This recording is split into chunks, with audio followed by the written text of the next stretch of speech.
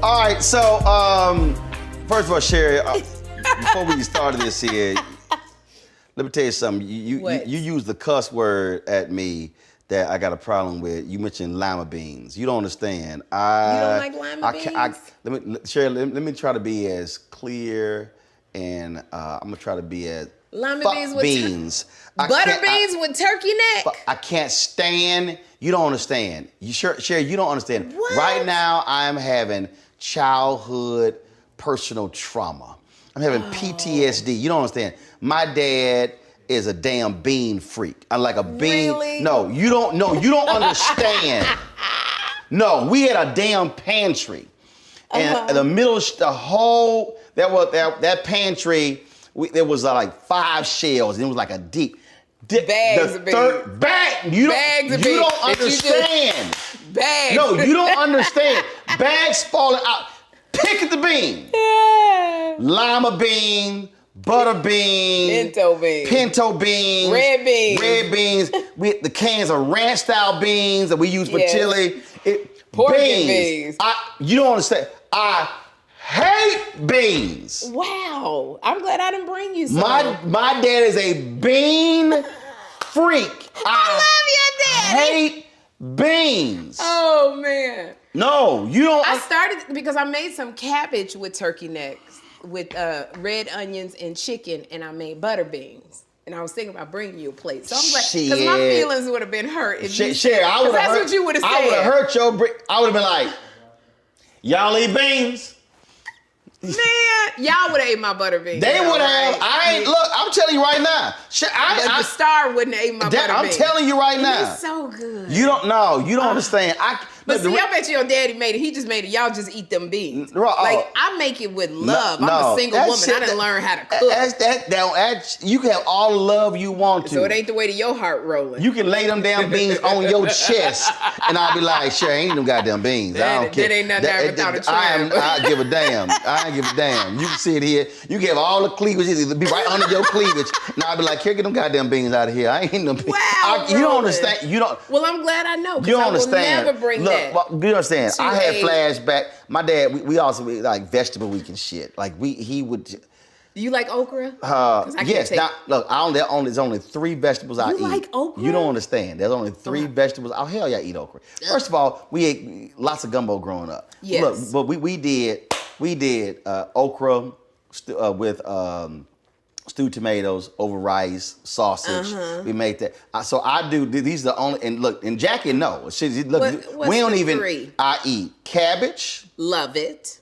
Okra. Ugh. And I don't eat them soul food restaurant green beans. I eat. The ones that you got to pick and pull apart. I eat the green, right? And but you can only make that in damn olive oil. Where you feel like your name is Beulah. And garlic sauce. Pulling it apart. That's the only. I am not eating that. That's it. You can keep them. You can keep all them other damn. You like collard greens? No, hell no. You don't like collard hell greens? No. What's the turnip greens? Hell no. Okay, here's why. Hell no. Don't come to me. We could have never been together. No, we could. Your ass is gonna eat this shit yourself. Cause see, I know how to cook. I was baking at 7, cooking at 8. I don't need you to cook for me. I'm good. I don't need you to cook for me. There's only a few things I can do for a man, and making food is one of them. No, I don't need you to do that. Shit, you do the other 3, 4 things. Okay, well that's what I know not to bring. I don't even. You understand? My dad, we would eat all these damn vegetables, and I was sitting there going, man, he not gonna eat this shit. Well, I'm like, this dude and this squash and these. Okay, all them greens you mentioned. This is why I don't like those. Right. So Miss Elkins was our babysitter. Right. Okay, Miss Elkins. She lived on Fidelity Road. We lived in Clinton Park in Houston. They had all that. I hated the smell. Right now, I could be sitting in that back room, and the kitchen was right here, and the sink was over here, and they had one of them like a small dining table, 2 vinyl chairs over here, and I could see them damn greens in that sink. And the smell, I could smell right now. No, that's chitlins. No, it wasn't chitlins. No, you don't understand. They had all, I'm telling you. They was soaking the greens. Here, I can right now see them sitting in the sink.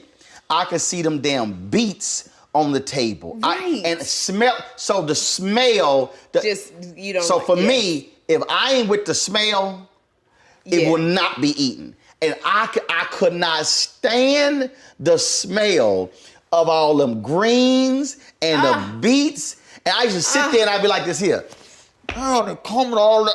Those are the memories growing up for me in Chicago. I can't. I don't eat peanut butter. I hate the smell of peanut butter. Damn peanut butter and jelly.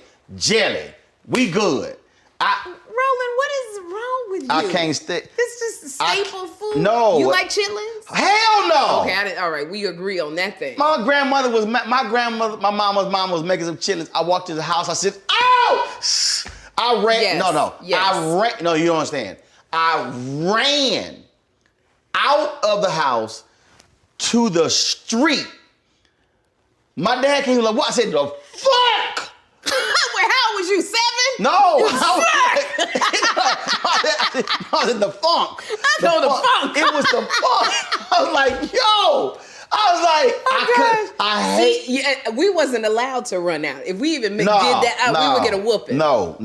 I remember chitlins being little, and every year they would take it out of that big old tub, and it would sit there for seemed like 2 days. And I remember it was all great, and they used all that hot sauce. I would go, it stinks. And then when I realized it was dead intestines, I'm like, why are we eating this? No. I can't do chitlins to this day. No, hell no. You know, it's a delicacy. They used to sell it at Bloomingdale's over in New York. You could buy chitlins. They stupid. They would ship them out. They stupid. That's what I said. That's never. Dumb. So I am very, okay. So Henry says I'm particular. Yes, you are. With food. No, you picky. No, I'm not picky. I'm specific. All right. Well, it's like I hate cold food. I hate cold food. Chicken salad, tuna salad. Hell no. Cold. Okay. No. Now we fixed tuna. Potato that was cold. salad. I ain't eat that. Macaroni salad. Hell no. Salad. Hell, I eat salad, but if I put eggs or bacon on it, you gotta heat that shit up. You don't more than particular. No, you don't understand. Henry, bring me your phone. So Henry been with me since 2009. We at Washington Watch. Yeah. So Henry got a whole list. Henry, bring me your phone and give me the list. Henry got a whole like we'll be sitting around joking. He was like, it's called the list is called shit Roland don't eat. That's the list. Oh my God. Oh no, you don't understand. I can't stand cold ass food. I was at University of California at Berkeley, and all that shit was green, yellow, red. Yes. I was like, y'all got anything brown? Anything? And it was all these pastas and everything. Right. I was like, I said, I know it's a professor's lounge. Y'all got a microwave in here. I got to heat this. I said, I got to heat this shit up. I got to go. Gosh. Oh, I found a microwave. Because I'm telling you, all right. So Henry keeps this list. He calls it the Martin Madness. I don't eat no damn macaroni and cheese. I don't eat no collard greens, peanuts, peanut butter, damn pecan pie. I'm not a fan of cheese. The only reason I eat pizza, because my brother came home. He was a senior, he's a freshman in college. Right. He said, say, dog, you ain't gonna be able to survive college if you don't eat pizza. So I willed myself to eat pizza. And you loved it? He said, all beans. Now, I will do baked beans, but that's only with barbecue. No cold food, got to be hot. Pasta, cheese, hell no. Don't put no onions on my hamburgers. I'm gonna cuss your ass out. Oh, no onions. Mexican food, hell no. And damn red apples. No Fuji apples? I'll eat green apples, damn it. But I ain't the real sour grandmama apples? You're damn right. What it Granny? Yeah, Granny Smith apples. Oof. What the hell? I do Fuji. What the hell is Fuji? It's a sweet apple. It's a sweet red apple. Don't bring no damn red Gala apple. apples, red. Don't bring no red apple to me. Oh my God. Don't bring that. That's what they had in the garden of Adam and Eden. Yeah, well, that's why Eve lost her damn mind. And she had left so much stuff alone. Red apple? See, that damn red apple, everything would have been fine. Had the green apple. If they had a granny apple. Anybody trying to get a granny apple in the garden of Eden? Everything would have been fine. They had a granny apple. That shit up. She read the red damn apple. Hell, you did stuff right. But no, I know what I like, And look, as long as we all fire, and again, I know how to cook. See? So you cook what you like. Right, because I ain't never, look, a woman ain't got to do much for me. Yeah. I don't need her to iron shit. I got that. Yeah. She ain't got to wash no clothes.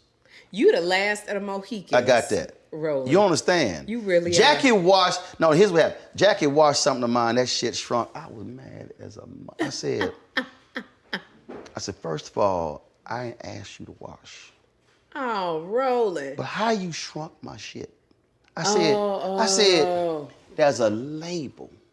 Just say dry clean. It's a label. I'm like, all you got to do, and she was like, look, I wash all my stuff. She don't even be paying attention to all that. I was like, look, she's like, this was Jack. She said, you got too many special clothes. Yeah, I'm beginning to agree with Jackie. She call Roland. it special clothes. Yeah. Cause it's like, okay, so my linen, this is gonna be dry clean. Yeah. Okay. I got my African outfits, I got my formal outfits, I got my golf shorts. Look, my golf shorts, Hager, wash them warm. Not cold, not hot, warm. Don't dry that shit high. Dry it low. That's why I'm like, so. Roland, you so big. I mean, but I understand you don't want your stuff to shrink. You don't want to be wearing no Daisy Dukes. So we sat here. I remember we at our house in Dallas. It's probably second year, maybe first year of marriage. Man, she washed some shorts of mine. I was like, yo! Then I went, woosah. I said, this is not worth an argument. I said, listen, because I got piles. I've got whites. Yeah. Warm. Yeah. Whites. Yeah. Cold. I've got mid colors, gold is warm. I've got dark, cold, warm. I said, if you feel a need, if you have this urge for some reason to wash my stuff, I just want you to pick up one item in that specific pile and look at that label, and whatever is on that label, that pile is how they need to be washed. And then your stuff never got washed again. Huh? No, I said, if you don't want, so Jackie ain't washed my clothes. Well, I wouldn't either with all those requirements. But it's fine though, because here's the deal though. Yeah. She washed her stuff. You wash your stuff. I wash my stuff. You the most self-sufficient husband I ever Everybody good. Like she, before I came out here, she's like, you done washing? So I can do my wash. She said, no, you ain't done washing. I don't want to get in your way because you better leave out of town. She's like, I can have my washing, you're going to be gone 10 days. But, so, like, seriously, she does not, she don't even go to dry cleaners. So you do all of that? I go to dry cleaners. I've never met a man like you, Roland. You're particular and you're wonderful at the same time. Hey, we just get see, we don't even do all that. You got a lot of requirements, yet you have none. Yes, that's why I said, look, I'm low maintenance. She's like, no, you're not low maintenance. I said, no, I'm low maintenance. I said, you ain't got to. I don't need you to do. You low maintenance if I just leave you alone. Yes. Then you low maintenance. Yes. If I keep trying to interfere in your stuff, you just high maintenance. But if I leave you alone and let you go, leave me alone. So low maintenance. Leave me alone. See, everybody, I'm telling you. You want to go play golf for 10 hours? Bye, honey. Low maintenance. Hey. Low maintenance. 10th wedding anniversary. Where you at when you coming back? What's it? High maintenance. I'm getting it. Sustained. If I want to be happy, leave my husband alone. Leave his ass alone.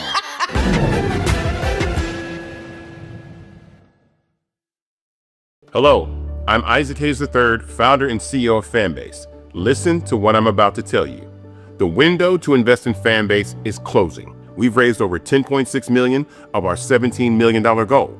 That means there's room for less than 6,370 people to invest in Fanbase for the average amount. The minimum to invest in Fanbase right now is $399. That makes you an owner in Fanbase today. Go to startengine.com/fanbase to invest. Why? because current social apps have taken advantage of users for far too long, with content suppression, shadow banning, harmful racist content, and no real tools for monetization and equity.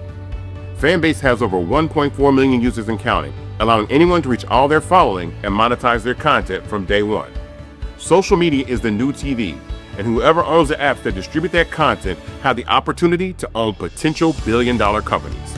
While big platforms with uncertain futures are failing to serve their users, Fanbase is stepping up to fill the gap. Don't wait until it's too late. Invest now, invest for yourself and your future. Go to startengine.com/fanbase and own the next generation of social media.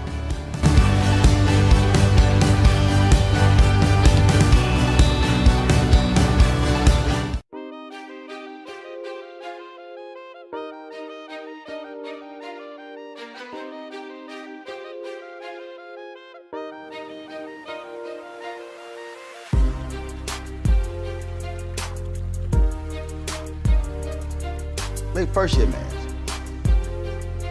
Phone ring. I'm like, yeah, what's up? She's like, hey, I want to go get this. All right, why you calling me? She's like, what you thought? Well, I was like, is the house note paid? She's like, yeah. I said, lights paid? She says, yeah. I said, is the car note paid? So all the bills paid. Why you calling me? Roland. No. You understand?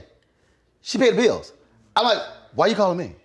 I said, go on. I don't even, no, seriously, I cannot tell you, this is true story. I cannot tell you right now how much money is in my personal bank account. Because his wife handles it. She pays everything. Now I know how much is my business account. Right. Matter of fact, if I pull up all my accounts are on one, because we're all the same bank. I don't even look at the personal account. Right. That's you and her. Right. It's 6 of them.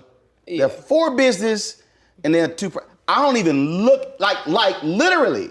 My eyes don't even go to that line. I can't. All I know is when I go to the grocery store, the card better work. That's all. That's the only requirement I got. What is your love language? What do you mean? You know, they have the 5 love languages. They have. Yeah, I read the book. So what is your love language? Let me do what the shit I do.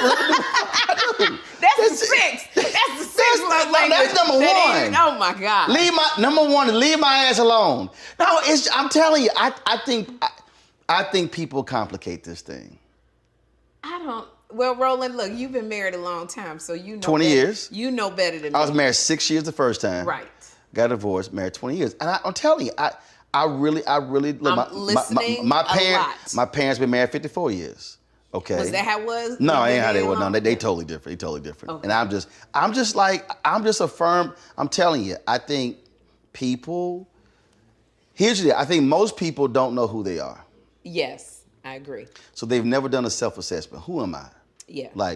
Really no. I'm talking about that really deep, personal, hardcore, like what makes me an introvert, what makes me extrovert. Why am I like this with food over clothes? Why do I like to do this? Why do I laugh? Why am I quiet? Why am I big personality? Why am I inquisitive? Why, like all of this stuff that's hard. And so then, because typically I always say we go through this when we have a traumatic experience. So lose a loved one, near-death experience, divorce, we lose a job, all sort of stuff. Then we do that. So I went through it because when I went through the divorce, I was like, and God was really speaking to me. Church I went to, and it was really okay. What happened? This whole deal, and it really came down. Okay, so it was a very basic question: who am I? Yeah. Which is real, is hard because you got to confront the stuff that is bad about you. But who am I? Then once you have a much clearer understanding, then you know who I'm looking for. Okay, that's gonna fit the who am I in an honest way. Right. Yeah. And so I would meet people. No, they ain't. Matter of fact, it was a sister, nice sister, went to the same college as me. We rolled to a mall. She was driving. She had a cut. We got out. I was like, what?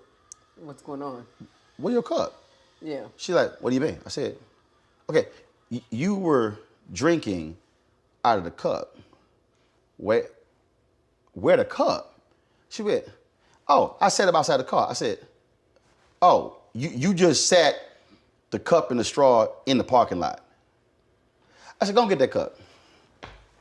I was like, we ain't about to walk. I said, it's a trash can right there. Your ass just set it in the parking lot for no reason when it's a trash can.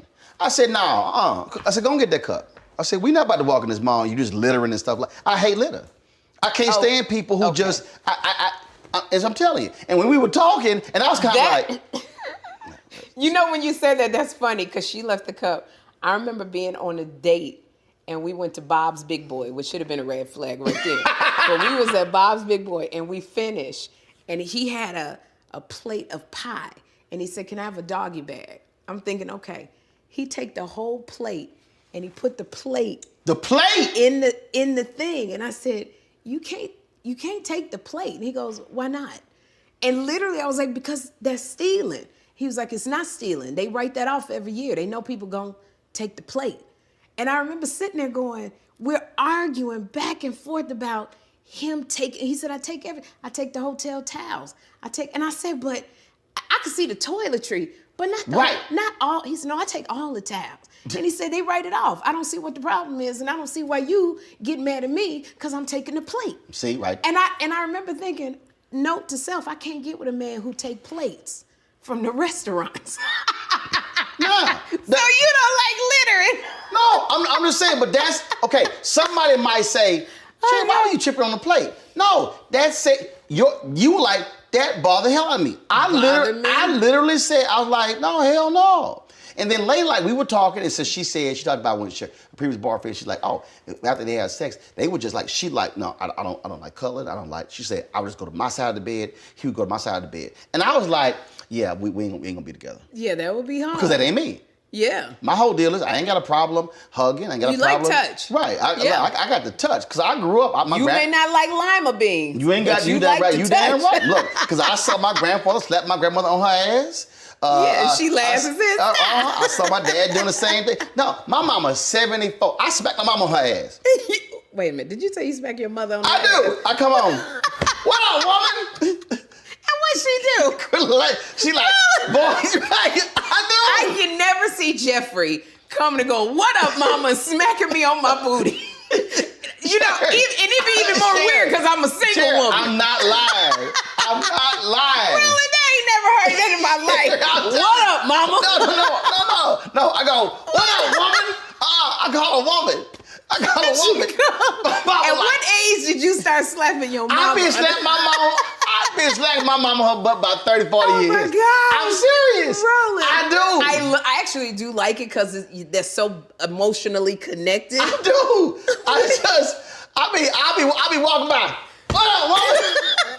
But it ain't like I'm a kiss her on the forehead. I'm a hug my mama. No, I know what I do. If I'll kiss her. What up, woman? And you, here's the thing, your face go back to being a little boy. What up? That's what I do. I'm serious. Oh God, I've been doing that for years. And it's crazy, and it's so funny. Hold up, all my nieces, hey girl. I love that. And it's just because so I saw my grandfather do it. I saw my dad do it. Like they'll be sitting there watching TV. They be sitting like holding hands and stuff. Yeah. So I can't. So again, that's one of those things that if you meet somebody and they're like, that ain't them. Yeah. We ain't going out again. Because you mentioned the love language. That's gonna be a problem. Yeah. But do you think people could change though? No. So because that's something that's not a characteristic. No. Well, you know what it actually is. If you leaving your cup on the ground, you taking a plate, it is part characteristic. Right. No, that's and the cup on the ground, fine. You know what? You can work on that. But that I rolled my side of the bed, he rolled his side of the bed. No, that's gonna be a problem. I'm telling you. That's why I look at it, I say, what are pillars? Like what are like just these unmovable things? Right. That no, we can't compromise on that. That's one of them.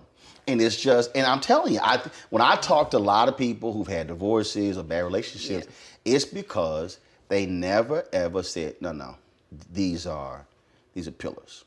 And it just, I'm serious. Well, yeah, I think it also goes back to we're not being very honest with what we like. Especially being a woman, you just like, I want to be, I want to be married. No, I'm so real. You're not honest. No, about I'm real stuff. honest. Yeah. No, I'm over honest. No, I'm like, could you be so honest with yourself when you walking down the aisle and you go, I don't know if I can do this. That would never happen. Because you wouldn't get that far. I would have got, no, we wouldn't even got to the engagement. We would not have even gotten to the 6 month of dating. No, it was just because, again, I'm telling you, if I was this one, she was like, baby, how you doing? Do you miss me? This shit ain't gonna, no, this ain't gonna work. This ain't gonna work. Oh. No, because it was, baby. You don't like that needy. Oh, do you miss me? No, her ass can't stay. No, this ain't gonna. It just was too, it was too much. It was gonna drive my ass crazy. Cause it's, no. Because you knew it wasn't gonna be one time. It was gonna drive my ass crazy. Now see somebody else. See for me, I don't mind a man going, did you miss me today? Did you think about me? And I go, yes, I did. That ain't I don't mind. All that talking. Roland gonna be doing romantic talking. Roland gonna be doing But see, my love language is words. That's my point. Of affirmation and words. So I love talking. That's my point. Yeah. So when you know you, and you know your love language, now you know when you meet somebody, oh, that ain't gonna work. See, we ain't even gotta go down, because here's what people do. They compromise on it. Well, maybe. Right. No. I said pillars. There are things that you say, no, I need that. There's no way I could be with a woman who does not like hugging and being affectionate. Yes. Would not. And apparently slapped on the ass. What? Oh, no, you got to slap on the ass. Or is that only reserved for your mama? No, Jackie would get mad. They be like, why you hit me? I was like, you gonna get smacked on the ass. I'm just letting you know.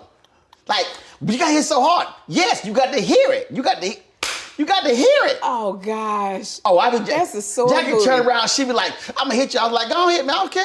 I'm like, you gonna get smacked on the ass.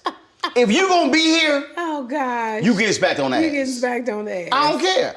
You know what I'm gonna do to Jackie when I see her? I'm gonna go, what up? And she gonna be like, your ass been sitting at the top of the road. Oh gosh, oh no, she know. Oh shoot, I'm gonna smack on the ass. Gosh. I don't care. Yeah. She don't like it.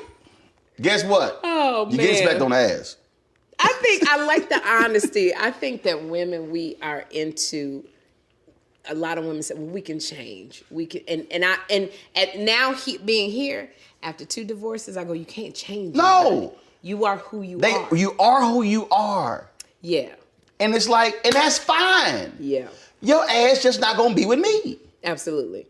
And it's okay that they go and I before. Younger, I was like, no, we got to be together 24/7. We got to wear a red T-shirt that say, "I'm his, he mine." Oh hell no! I got that's that Pete repeat shit. That's what growing up. I don't know where the phrase the Bopsy twins came from, but that's the phrase where you look like the Bopsy twins. Yes. I don't know what the Bopsy twins. You gotta is. have like the hell no. stuff. No, on. do you understand? There have been numerous times she's gotten dressed, I've gotten dressed, and we walk out. And get no conversation. Ain't like I looked at her outfit, same color. Shit, I'm changing. We ain't, no. Not even the same color scheme. We ain't changing. No, hell no. Goodness. We ain't changing. No. I said we changing. I'm like, either you about to change or I'm about to change. But we ain't wearing the same colors. So cute. No, we are not. I ain't with the T-shirts no more. I used to think that. I saw a couple, and I'll never forget, you remember how, like, when you say you're young and something stuck in your mind? I remember being one time at Great America 6 Flags, and there was a white couple in front, and he had his hand down in her shorts, and she had her hands down in his booty. And I thought that, in my 20s, that's what I want to do with my guy. I want to put my hands down in his shorts. Now I'm fine and with I want that. his hands in my... I'm fine with that. Now I don't want your hand down in my butt. I'm fine with that. I mean, I ain't got a problem with that. I mean, that's... I ain't gonna dismiss that. I'm cool. Cause sometimes you got might be a stiff wind that day. You got to hold on. That's why I couldn't be with a flat ass woman. I mean, you got to be able. Something got to be cuffed. Something got to be. There has to be a hook to.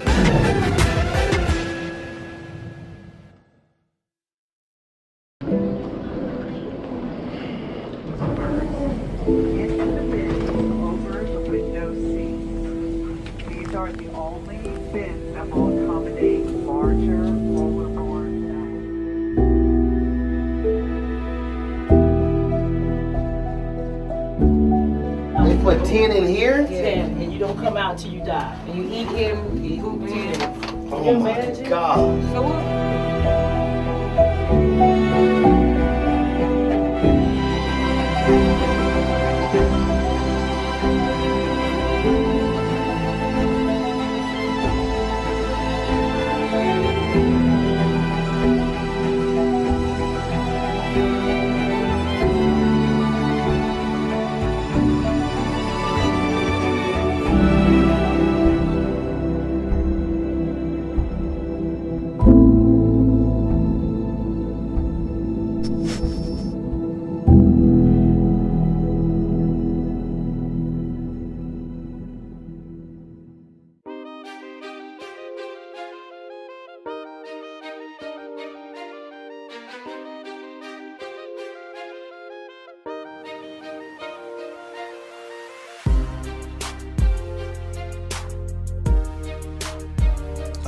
My first wife said she wanted to get divorced. It was the same day I joined my church. I was kind of like, yeah, okay, this over.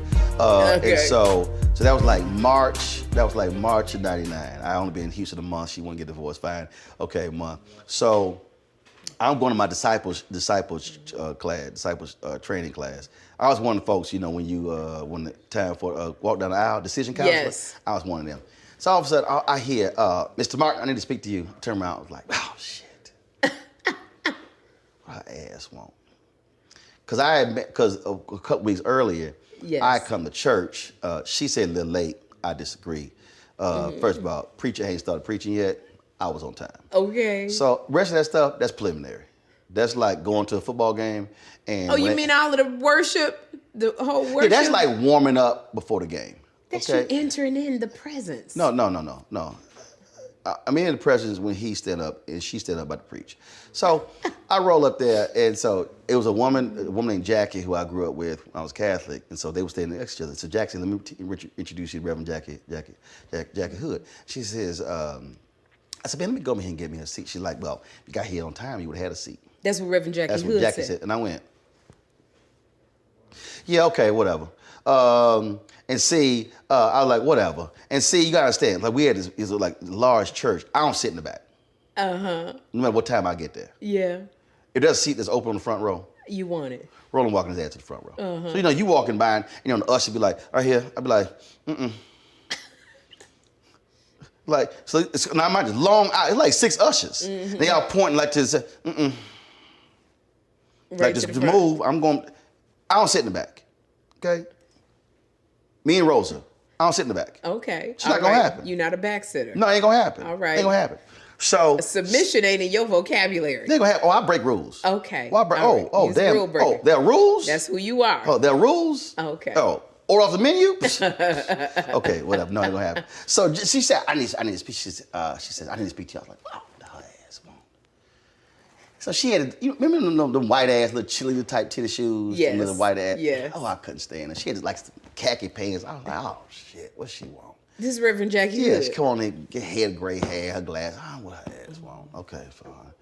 Okay, all right. So she's like, well, I was talking to Pastor West, and I needed something edited, and he said, you know, you were the best person in the church who could do that. I was like, yeah, that's true. Because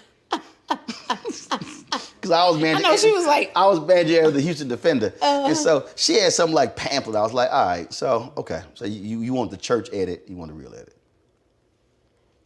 And what'd she say? She's like, when I want the real edit. I was like, yeah, okay.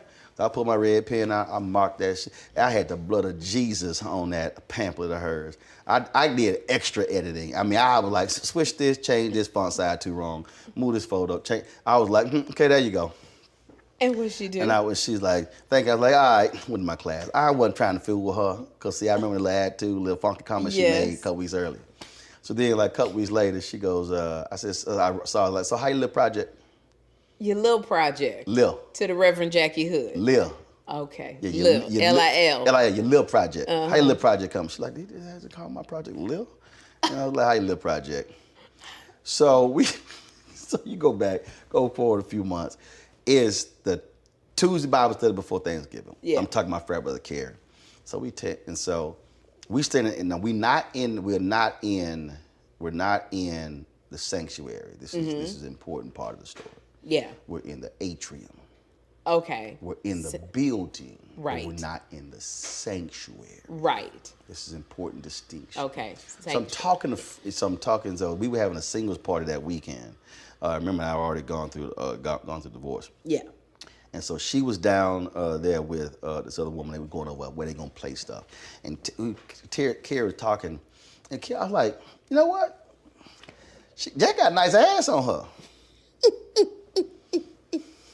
She had a pair of black pants on because before she had that preacher robe. Right. I mean, you couldn't see nothing. Yeah. So I was like, and Carrie's like, yeah. I was like, nah. So then the group was supposed to go out to eat after church, and then so folks dropped off, and so like she needed gas. We pulled in the gas station. So I got up on the gas. That wasn't a big ass deal to me. I mean, Right. that's just how I was raised. So she was all impressed. Man, it wasn't a big deal to me. So we go to the dinner. If folks drop off, we're just two of us. We there about 5-6 hours. You know, shit. We just talking. And I ain't trying to sit here and date nobody. Divorced 5 months, whatever the hell.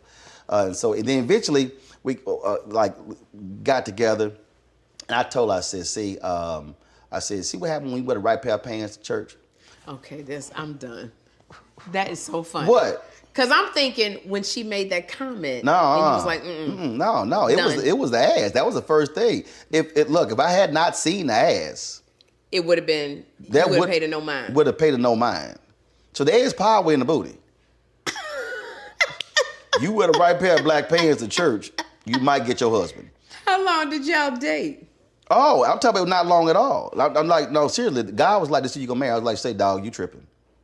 So you knew very quickly. I wasn't trying. No. Okay, you wasn't trying. God told you. Mind you, I got divorced in June. This is Right. November. I'm leaving. I'm buying a house back in Dallas. I'm leaving Houston. I came to Houston to save my marriage. I'm like, I'm going back. I was like, no. And so I was like, I'm going back. I said, I know this person. I'm going to kick it with this person, hang out. Yeah. I was like, that's cute, but that's not how you going to marry. I was like, okay, whatever. All right. So then it was like, no, this is who you going to marry. I was like, G, you tripping. That's literally what I said, G, you tripping. You was having feelings. No, because I ain't having them, I don't have them King James conversations with the Lord. I was like, G, you tripping. That ain't happening. All right, now he's like, okay, all right. This is hysterical. You can say what you want to say, but this is how you This is who you gonna marry. I think about the third time, I was like, say the same thing. He's like, look, you keep saying but this is who you gonna marry. And about the fourth time, I remember I was taking a shower. I was like, I heard, this is who you're going to marry. I was like, all right, G, stop tripping. Wow. Fine, I got you. Really? Okay, like, chill. This is me like, in the shower. Chill, okay. All right. Like, all right, okay. Like, I get it. So, I go to her, I was like, no, look, all right. God has said we're supposed to be getting married. But I need to reconcile this. So we ain't gonna have no conversations for about a year about getting married. Because again, I just got divorced. Remember, I was like, yeah, and she had a fiance who passed away. I was like, yeah, we ain't about to sit here I said, so we gonna hold that thing off about a year. So don't even bring it up. Mm-hmm. Just don't even talk about it. So she's fine with it. And then next year, we at my parents' house, and I grew up with a family that caters. My grandmother catering business. I was like, all right. I said, can y'all call y'all church, find a date in April? Really? Yeah, I never proposed. What made Jackie say, okay, this is who I want? That's what I'd be curious to find out. Well, he'll call her. I don't know.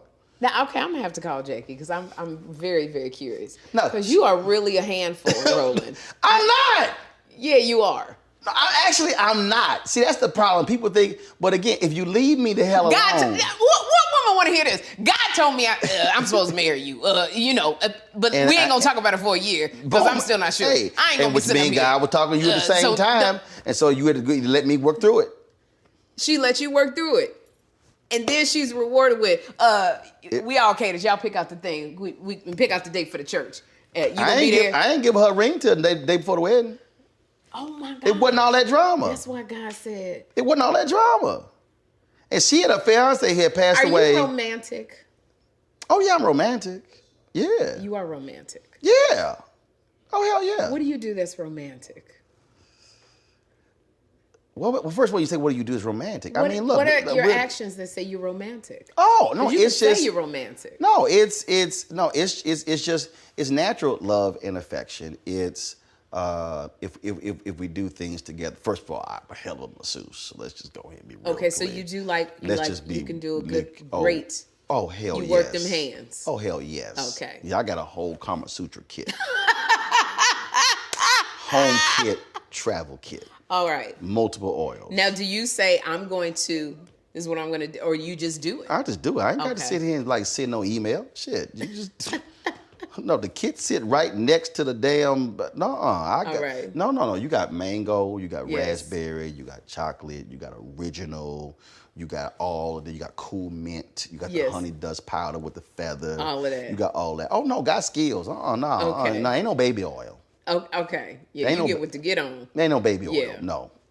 It's the full. Then they got a Kama Sutra travel kit. I did not know. It's like a little. It's like a little box, little small Yeah. bottle. You can put that in your toiletries kit. So boom, when you hit the road, boom, you good. Okay, I didn't know this. Yeah, absolutely. Maybe I'll put it in my, what do you call it, that little treasure chest for when I do get married. That's all I'm saying. It'll be already there. So I'm saying. So no, I am. But I'm telling you, I go back to where people screw up is they don't understand who is this person. Right. But before that, who am I? Hatred on the streets, a horrific scene, a white nationalist rally that descended into deadly violence. White people are losing their damn minds. As an angry pro-Trump mob storms the U.S. Capitol, we've seen We're about to see the rise of what I call white minority resistance. We have seen white folks in this country who simply cannot tolerate black folks voting. I think what we're seeing is the inevitable result of violent denial. This is part of American history. Every time that people of color have made progress, whether real or symbolic, there has been what Carol Anderson at Emory University calls white rage as a backlash. This is the rise of the Proud Boys and the Boogaloo Boys. America, there's going to be more of this. Here's all the Proud Boys, guys. This country is getting increasingly racist in its behaviors and its attitudes because of the fear of white people. The fear that they're taking our jobs, they're taking our resources, they're taking our women. This is white fear.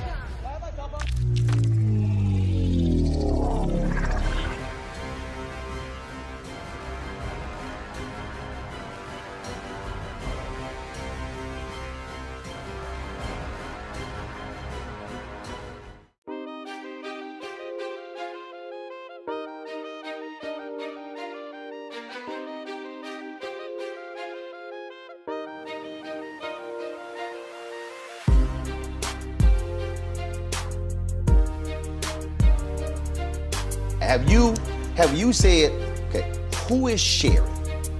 This is who I am. I really feel like I have. After the second divorce, I feel like I went and really went deep into therapy to go, who is Sherri? What makes me tick? Mm-hmm. What makes me smile?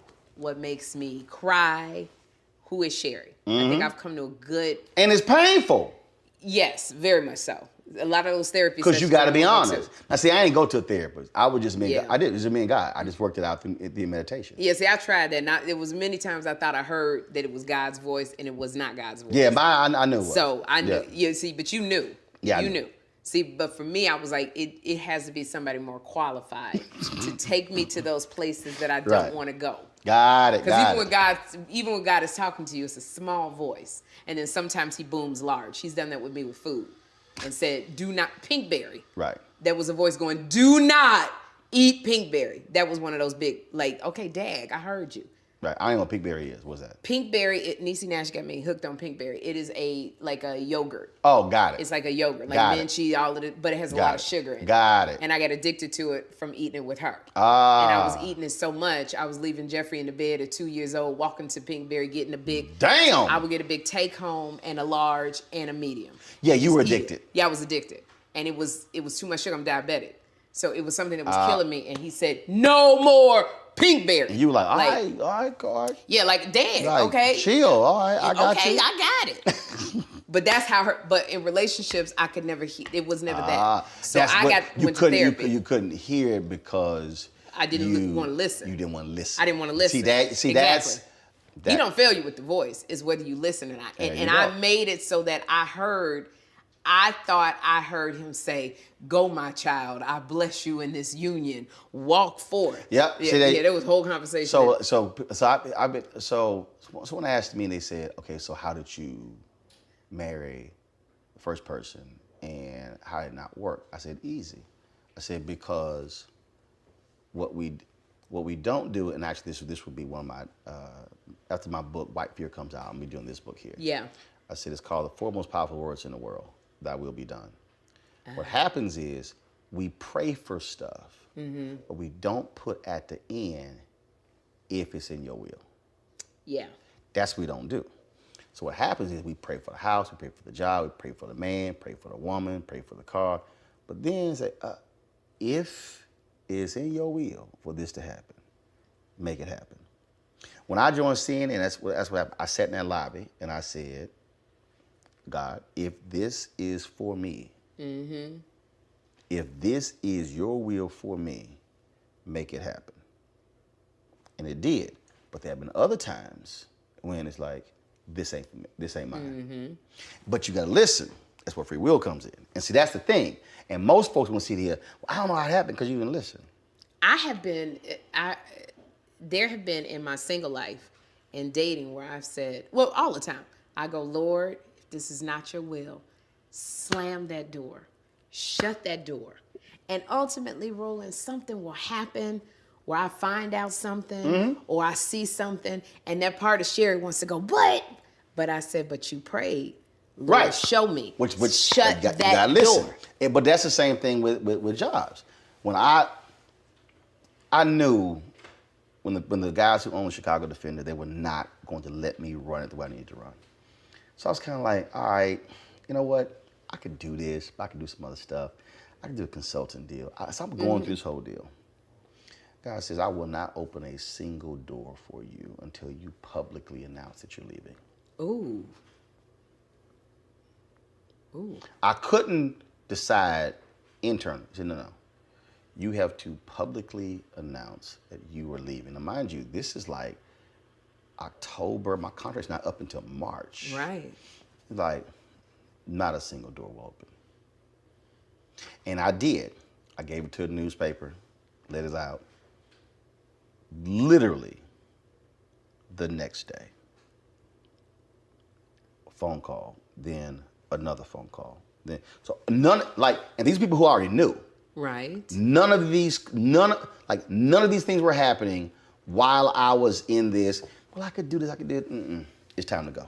And that's the thing. So when you understand the power of it, and that where we, and then people say, well, how you know that was God? Like, cause on the other side, like when I got divorced, he told me to leave everything. Oh, and just walk away. He said, you can take that, you take that. He said, leave everything. He said, what I have for you is far greater than that. He said, but I'm going to take you lower than you. And I said, oh, wait, we ain't got to. I ain't signed over all that. We ain't got to that. go lower. And I did. I lost a whole lot. He said, leave everything. He said, because that cannot be mixed with what I have. Man, my lawyer, I have frat brothers, my brother, everybody like, are you out your mind? Spud Wells, my homeboy. I went to his house in Dallas. We played golf, and I fasted and prayed for 4 days. Golf is always involved in it. I was like, I remember being in one of his bedroom. I was like, I'm gonna trust you on this one. I said, because see, Ro wanna break her ass in half. Ro wanna. So and people like, how you know? I was like, oh, I know what Roland wanted to do. That wasn't Ro's choice. Ro's choice was to break that ass in half. And you know, I left know the flames. You know it was me. I know what I wanted to do. But that's the thing that and so when you talk about like same thing. So when you are coming across assignments and have there things that come up where you said and you thought about it, you prayed on it and said no. And people like, shit, what you doing? Nope. No. Yeah, there have been jobs that I didn't take because I just knew it was not for me, or it was more of a gut feeling. It just was so, I wanted to say yes because it was money. Right. It was more recognition, but everything in me was like, and I didn't feel comfortable, and I knew that was God, and I said no. But then there were times, I remember being with The View when they said, we want to extend your contract. And I knew God said, it's time to move. It's time to go. And everybody was saying, Sherri, you got a great job. You're making all of this money. And I said, no, it's time. And they said, you ain't going to be able to, you've been away from Hollywood. And I said, it's time to go. And when I didn't, that's when I realized I was about to go through this divorce and it was going to be expensive. It was going to be a lot. And I said, I'm going to stay. I said, I'm going to stay for a couple of years, so you make this money. Go ahead. I'm going to make this money, and then I'll get out, Lord. So I'm do a compromise. I'm going to do what you say, but I'm going to do it on my thing. And he went, really? He went really. And you know when he went really? They said that we were heavy in contract negotiations. And they came, my manager called, she said, they're not going to renew your contract. And I went, hey, so wait, what? Just yesterday, they was offering me more money. She said, they just decided not to renew your contract. And I remember sitting in front of the mirror at The View, and I went, what happened? And it was very clear. God said, I told you it was time to go. So if I got to push you out, and I remember I was very calm. I was looking in the mirror just like this, while I could hear this voice inside my head going, I told you it was time to go. You gonna go. Right. Oh. And I said, but Lord, I got this going on and that going on. And I could just hear laughter. Like, what you think, I just got here yesterday? Like, really? Didn't nobody tell me, Sherri, what about what is the angel? Who is the angel that's supposed to have put the note in?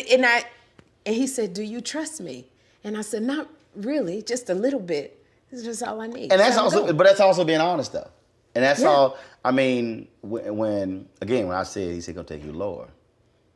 You get divorced, June 99. Go back to Dallas, buy a house, promise job, get there, dude who offered the job, not return phone calls. Wow. Like, I literally bought a new house in December. Wow, and said I'm here. And I'm like, what the hell? I'm like, your punk ass ain't returning phone calls? And to this day when I see his ass. Wow. I'm like, deuces, don't even come near me. And so here I am, scrambling. God's already said, this is who you're gonna marry. New house, no stable income. Walked away from managing editor job with the Houston Defender because that's not why I was there. Growth 2000, I'm trying to grab any freelance opportunity, sitting here, and like, I don't even have, I don't even have money to put blinds or curtains up. Because literally, I bought the house in December. And I get there and like no job, like not returning phone calls, nothing. Wow. Like I don't even exist. And I remember when I go through 6 months, like it was around June, early July. He starts writing all this stuff down. This is what you're gonna be doing. So then I'm like, all right, I'm ready to go. He's like, no, I got to move some people in place. All these things will not happen at the same time. And then literally I get a call to produce an election special for a cable network. It was $10,000 a month. Yo, that was like, that was it. And I'm in LA, Democratic National Convention. Night Al Gore accepts his nomination president, appendix ruptures. In the hospital 5 days. While I'm in the hospital, Forerunner, which lease was up, but I was still driving, they get it from the airport. I sent a colleague to go get the Forerunner to take it to my house. She gets there, she's like, can't find it. And so I'm sitting there, so no vehicle, hospital 5 days, no health insurance. Oh. And then, so I remember when we're back and forth, she was in Houston, but I had her SUV. I'm about to drive it to Houston, transmission goes out. And so now I gotta get home. And so one day a check came in, it's probably about $200. And I was like, yo, I gotta deposit this check. Cause I'm like, keep lights on. Called several friends of mine, nobody was able to take me to the bank. So I had to walk to the bank. Now this is Texas, it's August. Oh my goodness. It's hot. Yes. And you talking about, I'm walking 6-7 miles one way. So now it's 14 miles. I get home, Sherri, my legs are throbbing. I'm talking about throbbing. Oh. And I get in the house, I said, look, I ain't mad at you, but I'm pissed off right now. I'm like hot, like, you know how we qualify? I ain't mad at you. I'm pissed off right now. And this is exactly what I hear.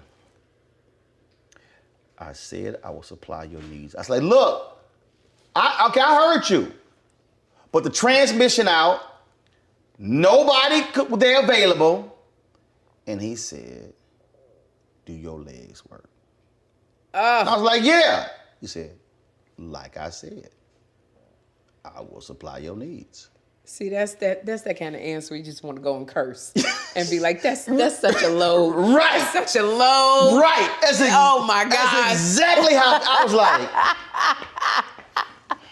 Oh, so you got jokes?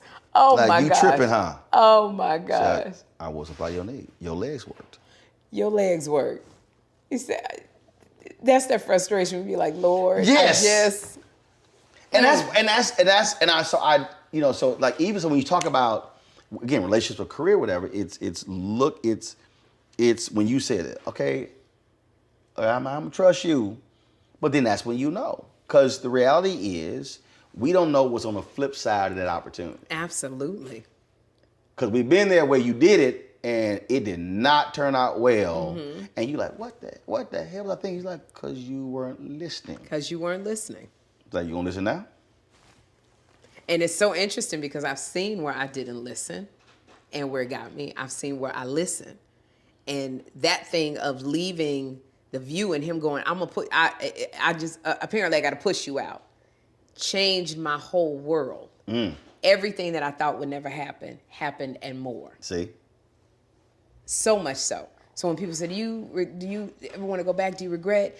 No, because it changed everything.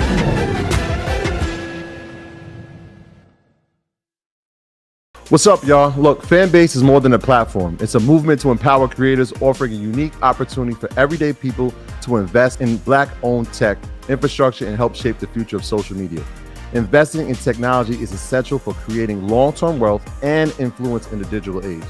The Black community must not only consume tech, we must own it. Discover how equity crowdfunding can serve as a powerful tool for funding Black businesses, allowing entrepreneurs to raise capital directly through their community through the Jobs Act.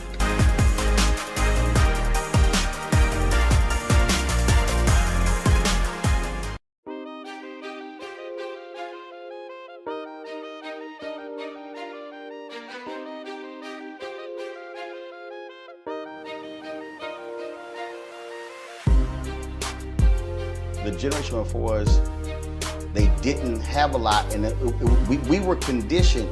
Look, you get you a nice job. You got a good job. Hey, and treating you well. My people say work for the government. You never get fired.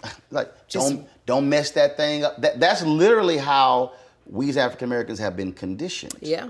And then when you bounce, folks like, the hell is wrong with you? Yeah. When I left, when TV One ended my show, 8 months left my contract. They offered me a new deal. I told my agents I'm not gonna take it. And he's like, he said, bro, it's easy money. He said, they're probably not gonna do another show. They're gonna pay you that $27,500 direct deposit every month and you ain't gotta go in. I said, no, because the contract stipulates that because the Black-owned company own other stuff, I can't do anything that targets African Americans. I said, the election's in 2020, 3-year contract. If I'm under contract, I said, I will not have any way to have a voice during the election. I said, I can't do that. Yeah. I said, Tom Jones retires in 2019. This is 2020. I said, I cannot do that. And I said, it does not matter what you negotiate. I will not sign the deal. Yeah. And they were like, we're in the meeting and they keep saying, we're gonna keep you whole, whatever. I said, no, but what am I doing? Yeah. No, what are we doing? I said, show what's the concept, what's the budget, what's the plan? I said, no, you have ideas. Those are not concrete. And it kept coming back, and finally, in the middle of the meeting, I go, stop talking about money. I said, money is the last thing I ever negotiate. I said, money is the last thing. I said, it's everything else that I'm doing. Right. I said, you can't answer any of that. The number don't matter. And now this was, and again, and the only other check that I had was the Joyner Show, where I had started at $250,000 a year, and it was down to 48 when they kept cutting everybody. They kept cutting everybody. down to 48. Wow. So I had to absolutely lean on faith and trust in me in creating it. And that's the thing that and people are like, man, what are you doing? Yes. What are you? And I say, but because you don't understand. That's leaving that easy, because again, you're sitting there going, look, that was 330. That's 330,000. No issue, no whatever. Yeah. I said my speeches and everything. I could live very wonderful, but I knew I couldn't do something, and I would have gone crazy, not being able to create, Absolutely. to produce, to do something. Yeah. And that's what people don't understand. It's such a trip when you go through that. I remember after The View, I'd done Cinderella on Broadway. I had been going back and forth from New York to LA acting. And God said, it's time to go to LA. And I said, but they don't know me. You know, you always got them buts, but they don't know me. He said, it's time to go to LA. And at the time, because I was working on The View, I was making a lot of money. Mm-hmm. I had a mansion that I couldn't sell that had been on the market for a year. Mm-hmm. Floyd Mayweather came to see if he could buy it. He didn't want to buy it for his mama. I said, Floyd, this is stripper tips for you. He said, it's too far. I was like, but you could burn this house down right now. It ain't gonna make I begged Floyd Mayweather. Burn this house down. Please take my house. It literally, because it was so far out in Jersey, right. Roland, I couldn't sell it. So it was just a money pit. And I said, Father, I can't leave with this house on my hands. I'm not working at The View paying this mortgage over 10 grand a month. Been trying to sell it. It done fell out of escrow so many times. Do you know? And I said, Father God, if it is truly your will for me to go to LA, me and Jeffrey, something got to be done with this house that's been on the market a year. Do you know a man who did the algorithms for Groupon? He was looking to build a house. His child had autism. My house was around the corner from one of the premier autism centers in the world. His contractor said, we can build one, but there's one that's on sale or on the market. Let's go look at that one. He made an offer that night. Whoa. And he said, I want to close in 5 days. He paid me cash. And I think we had one glitch. There was no gate lock around the pool. I put a gate lock on there, but it wasn't up to code. And the man who I put the different lock on there, I found somebody to get the lock over there. They said the man who does the permits, he's going on vacation. Do you know we got him before he got on the plane? He came out there. He said, I don't know how y'all got me. He did the thing. He said something like, I had a guest house. He said, has this been used for any kind of? I looked at him, I said, ain't none of my family ever stayed in this guest house overnight. No, sir. Lord, he signed off. He gave me the papers. We closed in 6 days. Cash, I didn't owe nothing. Wow. Jeffrey and I went straight to the airport. Now, so when he tells you to do something and you just trust him, you don't see it, even a job I had a job with John Lithgow on NBC, and I remember it was called Trial and Error. Mm-hmm. It was one of the best roles I ever had. But we were doing it in Canada. And I said, I gotta be with Jeffrey. And God said, you gotta be with Jeffrey. It's time. And I remember when I called those people and said, I'm not coming back. And they offered me more money. Then they got mad at me and they said, this is the best role that's ever been written for you. You can win an Emmy if we come back. And I said, I know. And they said, you'll never have another role written like this for you. And I said, well, but you also never have another Jeffrey. I'll never have another Jeffrey. I said, creatively, yes, but my first assignment is Jeffrey. And I'm out here in Canada, only coming home on the weekends. I can't do it. Right. And everything, all my friends said, Sherri, you're walking away from this, you're working with it. And I said, but I just got to trust because he said, go. And do you know, I left. Everybody else signed an extension. Show ended up not coming back. They got knocked out of pilot season because they signed an extension with this show. I got a letter 2 weeks later. I saw Gabriel Iglesias somewhere. I got a letter going, Gabriel saw you. We got a show. He wants you to play the principal in this show. Roland, it was right around the corner. 8 minutes to get there. I could drop Jeffrey off. 8 minutes to get to the thing. And then God said it's time to leave that. I left after our second season. I told Gabriel, I said, now God said it's time for me to get my name on the show. So I got to leave. You leaving? They're going to pick us up. It's time to go. Now I've learned to, in my career, right, When guys say move, I go, okay. Yeah. Okay. When I talked to Guy Torrey, he said he got receipts. That's right. See, the thing is, I think for a lot of people, what they offer you money and say you could win an Emmy, thinking that was going to be music to your ears. But they were actually saying, pick this money and this Emmy over your child. Mm-hmm. And they, because they have experience, a lot of folk before had done that. Yeah. A lot of folks have done that, and then all of a sudden they get older, and child don't want to be around them. Absolutely. Don't know them, and that's I think it's understanding, or what comes down to what's important. What is important? What's valuable? What's important? Is that important to me? Dondre Whitfield said this here. He asked the brother, he said, do you consider yourself to be successful? It was like, won 8 Grammys and everything. He said, no. He said, you're accomplished. Are you successful? And he said, your kids don't want to be around you. Ooh. He said, you're about to get divorced. You have no relationship with your other child who's 3,000 miles away who doesn't even want to see you. He said, you are not successful. Wow. He said, you accomplished. And I think that's just where, and that's where also the validation comes in. I've had people tell me, yeah, man, but you had a show on CNN and MSNBC. I'm like, yeah, but I own this. That you own it. I said, I own every camera, every light. I said, I can do what I want to do. I can have the conversations I want to have. There are no notes. Right. I don't have a VP of development or programming that you gotta answer telling me how we need to edit this interview. None. And out of all things I've done, I said, I have a complete joy because I don't have to deal with someone else determining my fate. Right. We're gonna come out here with George Lopez Golf Tournament. We're gonna rent this Airbnb. This is what it's gonna cost. We're gonna shoot for 5 days and gonna fly back on Sunday. But none of that happens if I don't walk away. If you don't walk away. In 2018. None of it happens. None of it happens. Yeah.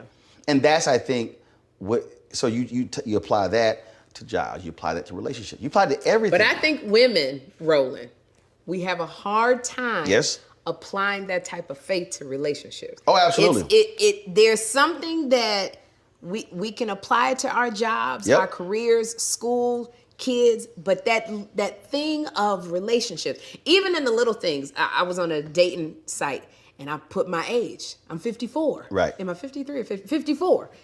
And everybody said, well, you wasn't 54?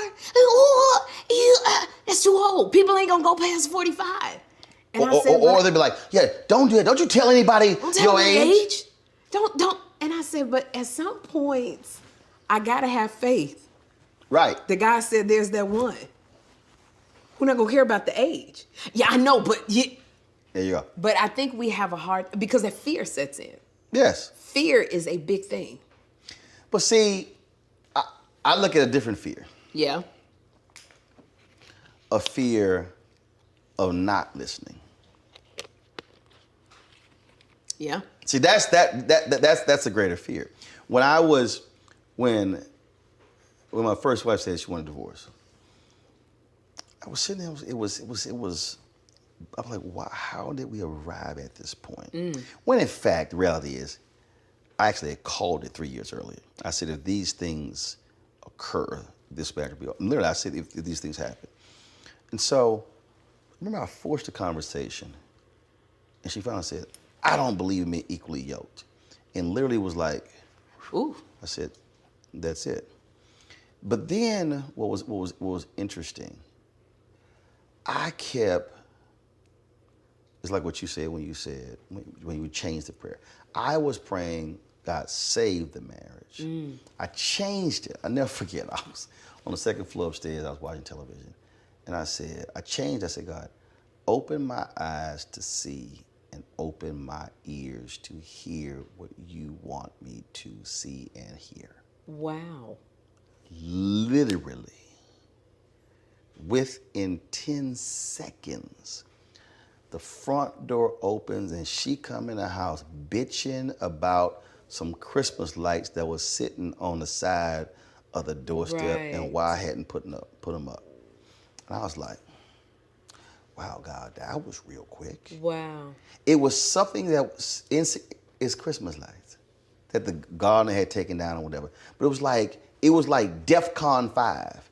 And I was, I come downstairs and I'm standing there in the front door and I'm going, I ain't saying nothing. But it's like, you are losing your mind over some Christmas. Are these lights worth this level of yelling and argument? No. They just some lights that can get picked up and thrown in a box. But, and I'm talking, it was within, I'm talking about literally, door opens, open my eyes, and going off. I was like, man, that was quick. and that was the deal. And I think, so what happens is that's why I go back to the whole, that will be done. Is this for me? Versus that. And for a lot of people, that's just what messes them up. Because I think what we want, especially in relationships. Yeah. Remember I said I knew exactly what I needed? So there were wants and needs. I think the problem is we actually create our list of wants. Exactly. But we don't go back, no, what do I need? Remember I said the pillar. No, this is what I need. Yeah. If take away the house, take away the job, take away the cars, what do I need? What do I need? See, he can be looking good, but what happens if he gets burned? He can be tall and handsome. What happens if he gets paralyzed? Yeah. See, we go through, and I think that's what messes people up, because they don't want to confront. No, you've chosen all of these. I actually hit some brothers and sisters with this with him. I said, we were at this conference. They were talking about how their mother and father and their relationships, they would go on and on and on and on. So the next day we had a part. I said, we were talking about their list. I said, brothers, could your mama make your list? Ooh. Sisters, could your daddy make your list? Ooh. Slayed the room. Silence. Because it forced them to say, y'all got all this other stuff. Your daddy, who you talked about, special, whatever, your daddy couldn't make your list. Maybe something wrong with your list. Yeah.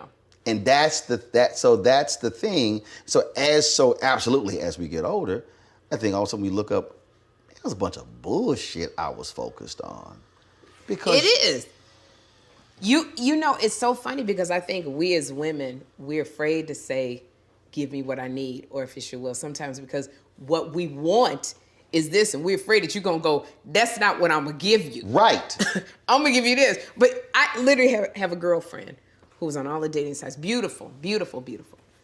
She wanted a high earning, he had to make this amount of money. Boom. She threw in, because she said, well, God say put what you want. Right. He had to have a plane. Boom. He had to have what? Yeah, she wanted him to have a plane. She wanted him to have she wanted to have.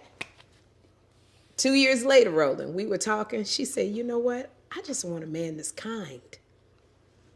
She done went and dated, went on all of these high profile dating sites. Boom. And she said, I just want a man that's kind. Boom. And I said, or do you have to have a plane? She said, girl, we can take Delta. It had changed so much. But I know some people, sisters, who would say, well, she's lowering her standards. No, I actually said no. She's actually elevated her standards. Because again, what we've defined, what we do, again, and I'm applying this to job, career, and relationship. Yeah. It's the validation part. It's, I want this person to have all of this and look like this to see what they gonna say. Yes. So just like the job, God told me, man, when you gonna get you a real show? That's why I'm on TV one show. I said, I'm on TV 2 hours a day, 5 days a week. No. He said, no, I know you have TV one show. He said, but I mean a real show. Like seen in MSNBC. I said, well, So you do know we shoot my show in NBC News Channel. Mm-hmm. That when Brian Williams comes to DC, he sits in the same chair I sit in. Right. Because it's in the same studio, same cameras, same walls, same set, same control room. Mm-hmm. I said, but you don't think it's a real show. And so, for many of us, it's sort of like, I got to get that Oscar. I got to get that Emmy. Okay, but why? What? It's that validation. It's what people will think. There you go. When you can let all of that stuff go. When there are some absolutely amazing actors. Yes. Who ain't never won. Do you realize the first award that Frankie Beverly and Mays ever got was a trumpet award? It boggles my mind they have that Frankie never Beverly won. and Mays have never won a Grammy, no, a nothing, no, a performed no, at a, but yet they sell out everywhere they go. And one of the few groups that will force your wardrobe change. No, seriously, I told somebody, think about this here. We love the Commodores, we love Earth, Wind & Fire, we love the OJs, we can name all these groups. Is there any other group that I gotta put my white on. I gotta wear my white. That's what I'm saying. What I'm saying is, but the thing is, for years, I'm talking about for years, I was hitting this thing. I would see Deborah Lee, I'm like, when y'all go on? I said, and I told Deborah, Deborah, do you understand? They've never won an award. She's like, are you serious? I was like, no, they never won an award. BT Awards finally honored them years later, but they had never been acknowledged. I was there. I was one of the presenters. Oh, wow. They got the Trumpet Award. It was the first award they had ever received. But you can recite every daggone Frankie Beverly and Mays song. That's what I'm saying. So if Frankie Beverly and Mays defined their career by the awards versus the love and the adoration of their fan base. When I interviewed Frankie, he started crying just talking about the whole concept that I put together this special was, this is one basic question, what is it about Frankie Beverly and Mays that we love? So I had all these different people answering that question. And when we did the special, he saw it, and he said, man, my woman Pam Moore, who's TV anchor in San Francisco, she made dinner, she invited me over. He said, we sat down and watched it. He said, man, she had to stop it a few minutes in. He said, because I was just crying. Wow. Because it was they were talking about what the music means. And so it was all these different definitions of it.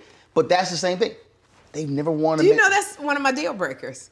If you don't know 3 songs that Frankie Beverly Mays then made, we can't be together. If you ain't been to one Frankie Beverly Mays concert, if I say, that's just one of my things, if we're dating and I go, I want to go, you better be listening. Right. I love Frankie Beverly Mays. That better be in there. Then I'm taking Sherri to see Frankie Beverly Mays. And you better have on your white linen. You better. That's what I'm saying. But it is...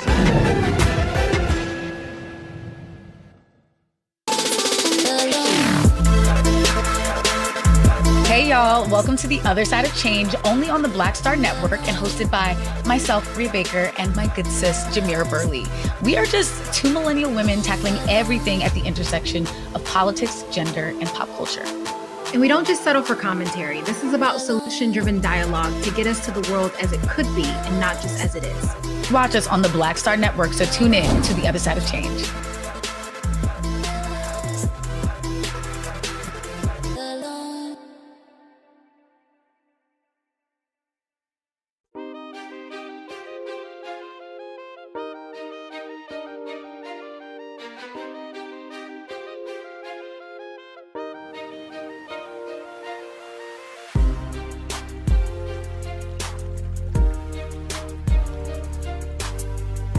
Remember I said earlier when I was like, this really ain't that hard. Yeah. It's not that hard. It's a trick. The relationship piece is not actually complex. It's not if you are willing to actually listen and know who you are versus, what'd she say? She said, what'd she say? Want to be kind or nice? What did she say? She said, I want a man who's kind. See, and I've had these fierce debates, but you asking a sister to lower her standards. I'm like, no. I said, I go back to could your daddy make your list? What was so special about that? Because he just loved your mama and his family. Yeah. And it what? With a blue collar job, look, my parents ain't never made more than $50,000 combined in their life. 54 years in June.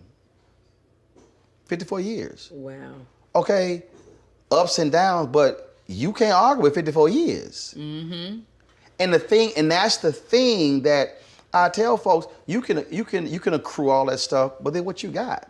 Because at the end of the day, you can't take it with you. Mm-hmm. And guess what? If you are sick, you can't use any of that sort of stuff. Right. But I bet you want to look over and see who's holding your hand. Yeah, what are those core qualities? Who rubbing your forehead? Yes. Who's massaging your feet? Who got that Kama Sutra travel kit? Oh! That's all I'm saying. That's really how basic it is. That's how basic it is. It ain't that complicated. You having fun?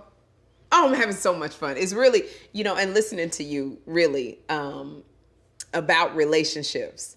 Because being in this place of doing so much work, of going, Sherri, just let everything go and do that hard stuff. But it's hard to go to that hard place. It is. But when you do go to that place and you figure out who you are and what makes you tick, then you can see. And it's easy, I think, for me to hear God's voice. There was one that I kind of was seeing, and he was calling. I said, Lord, if this ain't it, I need you to shut this door because I don't have the strength on myself. Because he got all of the stuff that the world loves. See, there you go. All of the stuff. And I said, so you got to. And I remember I went to the concert. He was somebody big. And I went, Roland, when I tell you, I said, God, you got to show me. And I went to the concert, sitting there. When I tell you, it was crazy from the moment I got there. Drama from the moment I left. I just want to go to my hotel room and get back in bed in my pajamas and watch Netflix. But God showed me just as clear as day, this is what the future looks like. Boom. Crazy. And I said, you've showed me. Bye. Yeah. So when you do that hard work, yes, you go. That's what I'm saying, clarity. So much clarity. Because before, had I not done the work, I'd have been like, well, but I could. And then if I worked all the way around it and would have been happy in the tabloids again. It's like when I meet people to work with. No. Doesn't take long. Folks like, no, but you haven't. No, I don't need to have a second meeting. Spirits connect. Yeah. And when you meet, you're like, no, I can't work with you. And I'm fine. And I'm telling you, it is the craziest thing. And what people don't understand is when you reach a point of when you have, okay, your girlfriend said, I want my man to be nice. For me, it's joy in what I do. See, it's what brings me pleasure. It's like, yo, man, so we'll go, man, that interview looked great. I love that, the camera movement, I love that. Oh, you know what? Next time we're gonna bring those other lights. I want the other softer lights, whatever. That's sort of what's how I'm feeling and what was driving. So it's not. I don't need that award. Mm-hmm. I don't need you. But when the fan base are like, man, I love that conversation. I love this. Somebody retweeted the other day an interview that I did with Issa Rae 5 years ago, and I texted her and she said, I love that clip keeps getting the play. People it'll just pop up.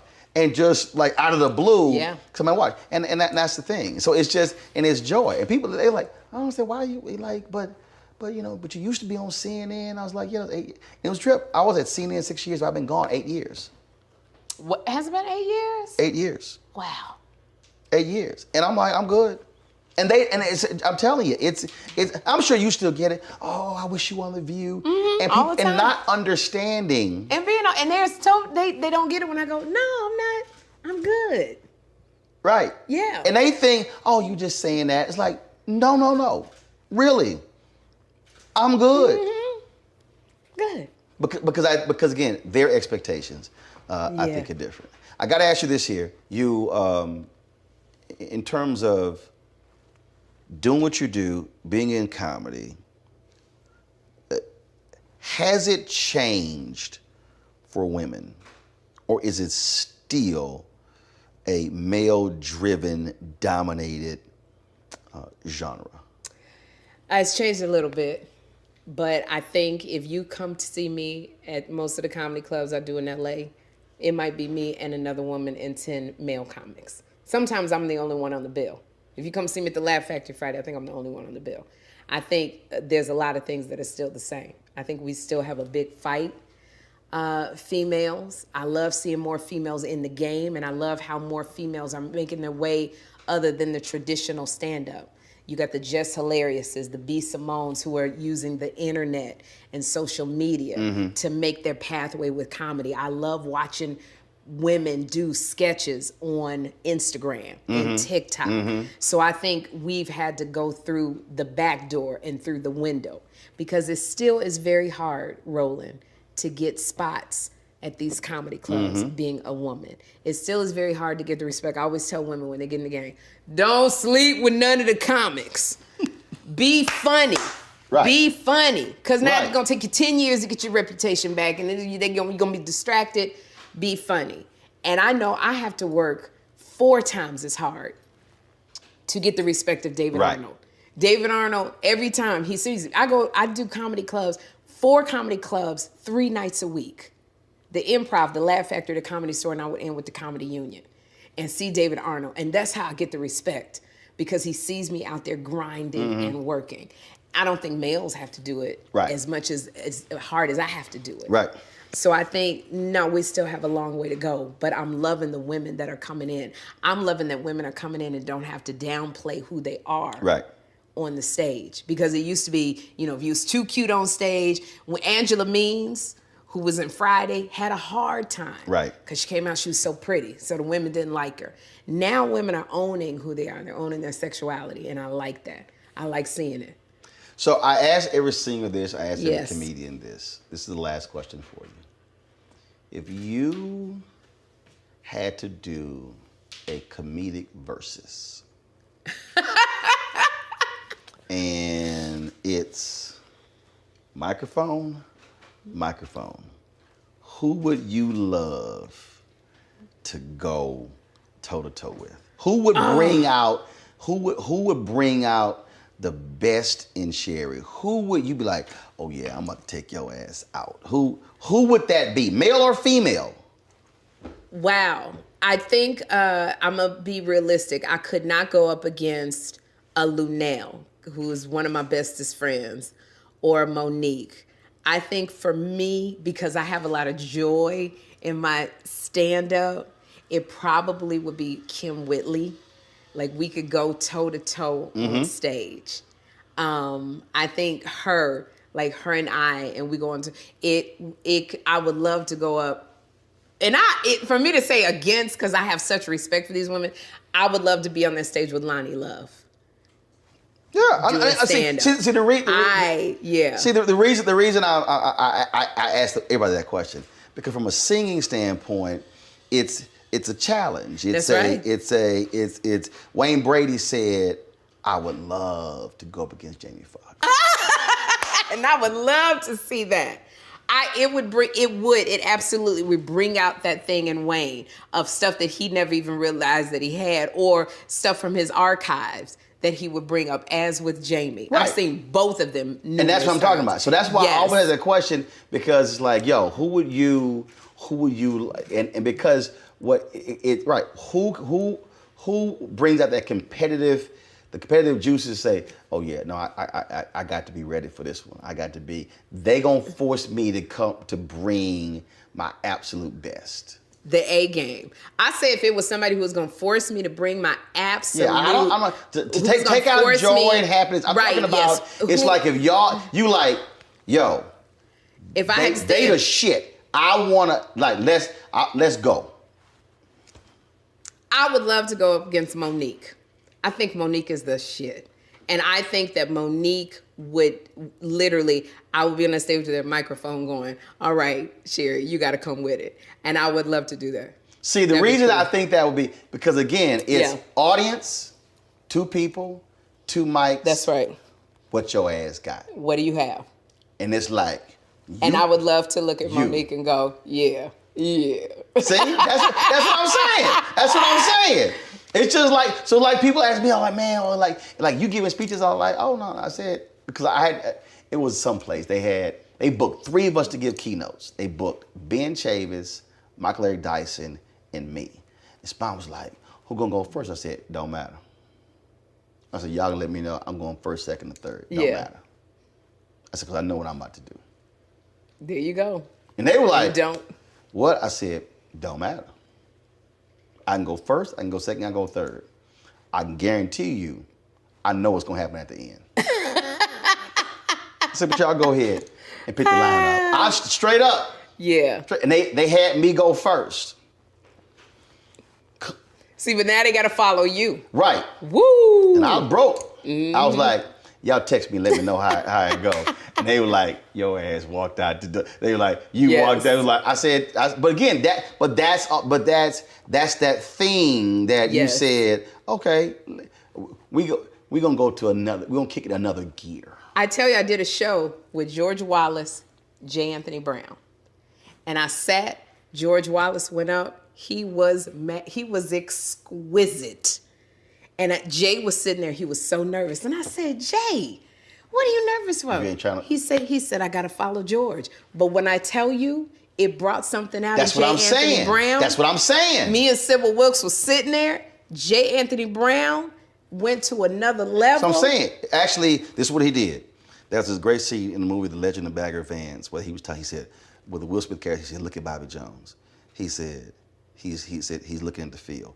So Bobby's talking, whatever, but when he's time to focus the shot, all of a sudden, he had all the people in the fairway, and they all disappeared. Yeah. And then the fairway got narrower. And that's what I'm saying. Right. That's what the challenge does. It focuses you. You're like, I'm gonna go up here and chip. No, I can't play. I got to sit here, and I got to bring this thing. And that would be, I think that would be audience. That's right. 2 mics. Yes. Y'all go at it.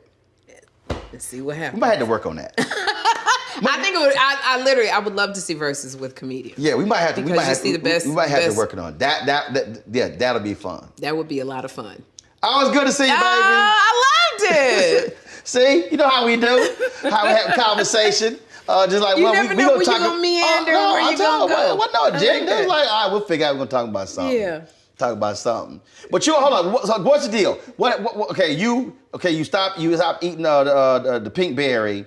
Because I've been looking at all your Instagram posts and everything and showing your little body and, now you done went back deep in the closet, pulled some shit out you had. That I ain't never worn. Oh my God. All the stuff that you bought that you had. That I've been having for years. I think this thing may still have a tag in the back of it. Stuff that I done had. I'm telling you, look, intermittent fasting, keto. I gave up dairy. I had no sugar 3 years, no soda. It's been 9 years, no soda. Wow. Pork, very limited amounts. But it's all the stuff that I know I just don't need. Right. Because what it has, and this is another thing that God said. When Jeffrey said, Mommy, if you die, who's going to be my bodyguard? Because I'm type 2 diabetic. And God specifically said to me, that is not my will for you. My will is for you to be alive and healthy with this boy who has special needs. And he said, so that's not my will. So what are you going to do? You have the choice. And that was a choice that I made. And it has now he's 16. He don't want to be with me all the time. But I have the energy for him. Right. I have the clarity of mind. Because when you have a teenager, it's a whole different mindset. You got your nieces and nephews. Dealing with a teenager, it's a whole different mindset. Yeah. It's more, it ain't I'm going to pop you in the mouth. It's more, you got to be 2 steps ahead of them. So it has changed my life. The perk is being able to wear leggings and a tight bodysuit. That's what the perk is. That's a nice one. But what I need is my health for this boy who needs me still. And he's 16. So we got a good decade. I need to be here. So with good health. So you like pink deuces. Deuces. I'm telling you, it's not working for me right now. All right. Well, see, I Working your thing, I got a little black leather. And I might be able to say I'm 54, and people go, what? There you go. See, now in putting that dating site, they were like, oh, shit. There you go. Absolutely. Like, and see again, it's just like Jackie, you got the right pair of black pants. I got the right pair of black pants. I don't know if you can do a cup, but you can do a pop. It's a quick pop, but it bounces back. Real tight. We done, girl. You ain't got no sense. You so crazy. I love you, Roland. Love you, darling. Thank you. That was fun. Absolutely. Oh my gosh, that was fun.